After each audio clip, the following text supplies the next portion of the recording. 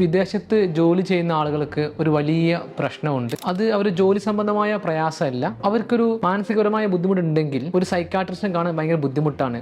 അവർ അപ്പോയിൻമെന്റ് ഭയങ്കര ഡിലേ ആണ്. വിദേശ രാജ്യത്ത് ഒറ്റയ്ക്ക് താമസിക്കുമ്പോൾ നമുക്ക് വലിയ ബുദ്ധിമുട്ടുണ്ടാവും. പ്രത്യേകിച്ച് മാനസിക പ്രയാസമാണെങ്കിൽ അത് ഇതിൽ കൂടുതലായിരിക്കും. അത് ആ വേദന ഒരു സൈക്കാട്രിസ്റ്റ് നിലയ്ക്ക് നന്നായിട്ട് അറിയാം. ഡിപ്രഷൻ വളരെ സാധാരണമായ ഒരു രോഗമാണ്. പ്രത്യേകിച്ച് വിദേശ രാജ്യത്ത് മൈഗ്രേറ്റ് ചെയ്യുന്ന ആളുകൾ അതിന്റെ അളവ് കുറച്ച് കൂടുതലാവും. ഇതിന്റെ ചികിത്സ കിട്ടാൻ വൈകിയാൽ അത് സങ്കീർണമാവുകയും ചിലപ്പോൾ അത് ആത്മഹത്യ വരെ സംഭവിക്കാം.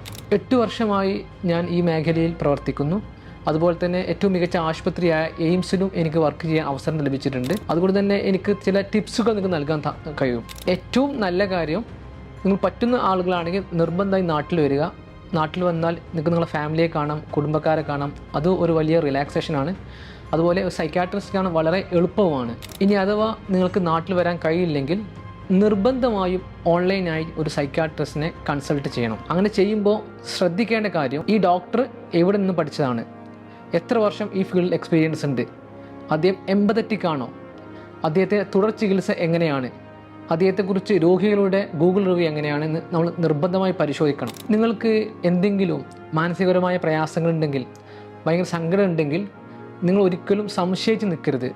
നിർബന്ധമായി നിങ്ങളുടെ സുഹൃത്തിനോടോ കുടുംബത്തിനോടോ നിർബന്ധമായി പറയണം, സൈക്കാട്രിസ്റ്റിനെ എത്രയും പെട്ടെന്ന് കൺസൾട്ട് ചെയ്യണം. ഇതുമായി ബന്ധപ്പെട്ട് എന്തെങ്കിലും സംശയങ്ങളുണ്ടെങ്കിൽ നിങ്ങൾക്ക് എന്നെ കോൺടാക്ട് ചെയ്യാം. ആരോഗ്യമാണ് ഒരു മനുഷ്യൻ്റെ ഏറ്റവും ഇമ്പോർട്ടൻ്റ് ആയ കാര്യം. അതിൽ തന്നെ മാനസികാരോഗ്യം വലിയ പ്രാധാന്യമുണ്ട്. ആരോഗ്യമുള്ള ഒരു ലോകത്തെ വാർത്തെടുക്കാൻ എൻ്റെ എല്ലാവിധ പിന്തുണയും ഉണ്ടാവും. നിങ്ങൾക്ക് എപ്പോൾ വേണമെങ്കിൽ എന്നെ കോൺടാക്ട് ചെയ്യാം.